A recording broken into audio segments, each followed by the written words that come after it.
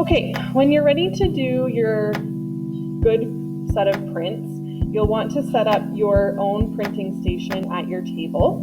I will ask that you check maybe with someone at your table or in the room if they are also going to be interested in using the same color ink before you clean up. That way we don't have to have so many multiple stations. We can just sanitize the handles and then someone can continue using the ink rather than wasting it. So this is what you need to do to set up. You need to have 2 pieces of newspaper at your spot. Okay, newspaper can be found in the drawer labeled newspaper. You'll need 2 brayers, 1 small one, 1 big one. And you'll need your plexiglass plate. You'll need one of these black plates, your lino block, your ink, some good copy paper. That's going to be the white cardstock. And you'll probably need about 10 sheets of the good copy paper, okay? Because you'll need to do about 10 prints or more, because I want you to get between 3 to 5, aim for 5 identical prints, okay? It's harder than it sounds, just so you know, and I'll show you in a minute here.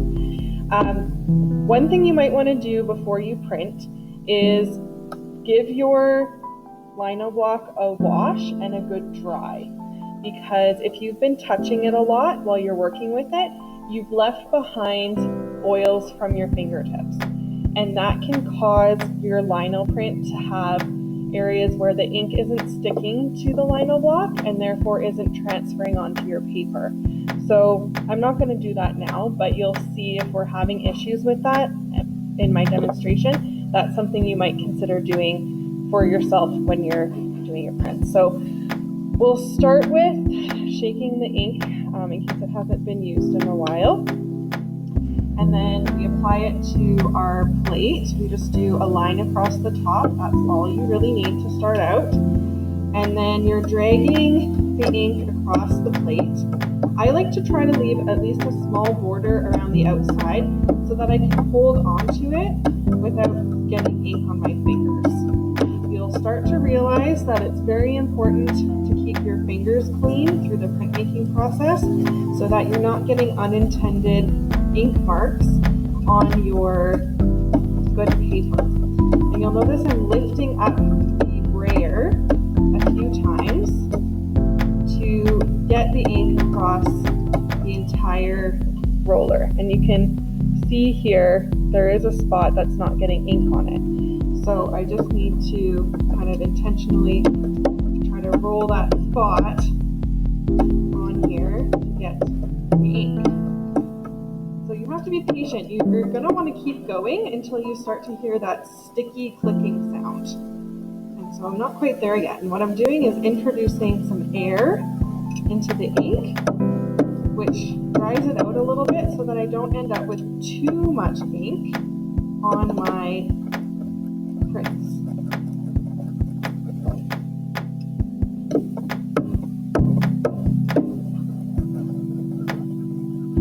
So just for the sake of time, I'm going to stop there. But if I were in this position, I was you were doing your prints, I would go a little bit longer rolling the ink around. So once my whole brayer is evenly covered with ink, I'll place my lino block onto the newspaper. We never add our ink when it's on top of the black printing press, because we don't want to introduce ink into this area that could get onto our paper where we don't want it. So we always do it outside of there on the newspaper, somewhere that will always stay kind of the inking section.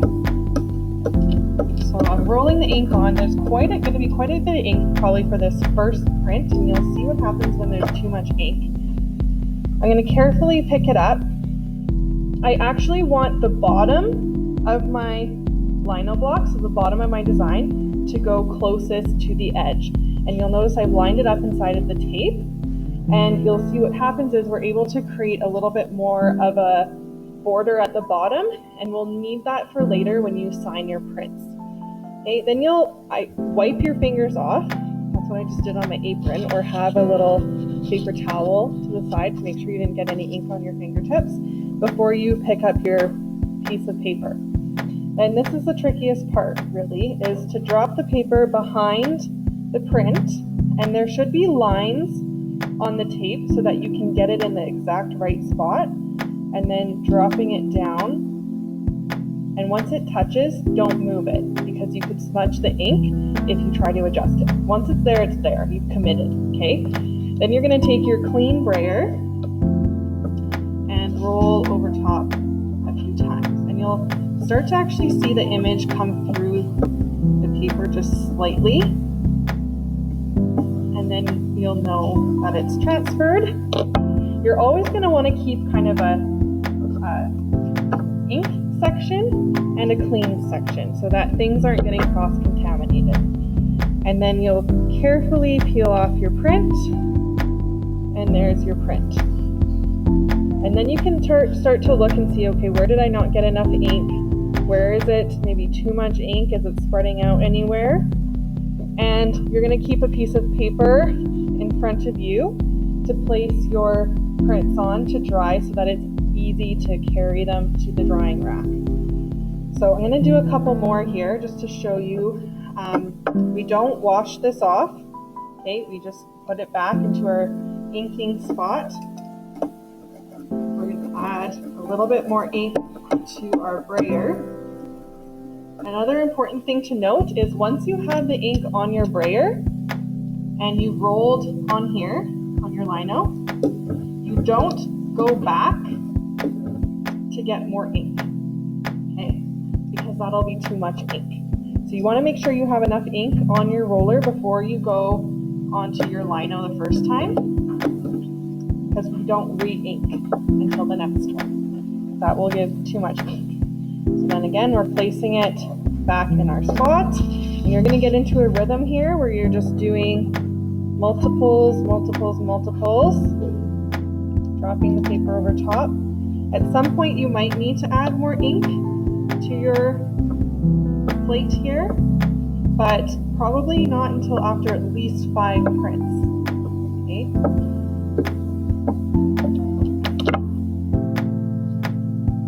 Okay, so there's my second print. And so you're just starting to notice is there any areas you're missing, and adjusting the way you're printing the next time to try to remedy that. At some point the ink might start to dry on your lino block, which will mean that you might need to wash it off in between maybe 5 prints if you haven't gotten the 5 that you want.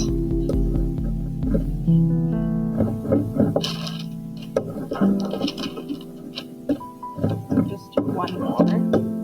So I'm just paying attention here to this edge where I knew that the ink was not transferring well.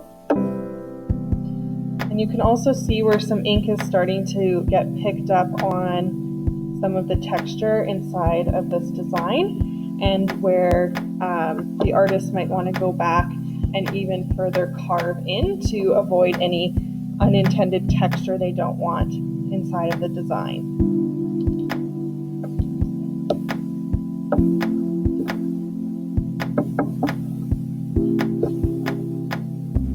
The reason that this bottom might not be transferring well enough is because it's too close to the back of my printing press, so I can carefully drag it out without moving the paper to get my brayer right to the edge of that print. And let's see if that helped a little bit. So that helped get that edge that's been missing some ink, but I also might have squished the edge a little bit too much with my brayer, which gave me this line here that I don't want. So like I said, it is a process, and you'll learn from each one, and you're just trying to aim for those 5 identical or as close to identical as possible. And then when you're done, you take your whole sheet of prints over to the drying rack, check with someone, see if anyone might want to use the same color ink as you. You can clean off the handles of the brayers for them, and then they can use your station so that we don't need to have 4 stations at every table today.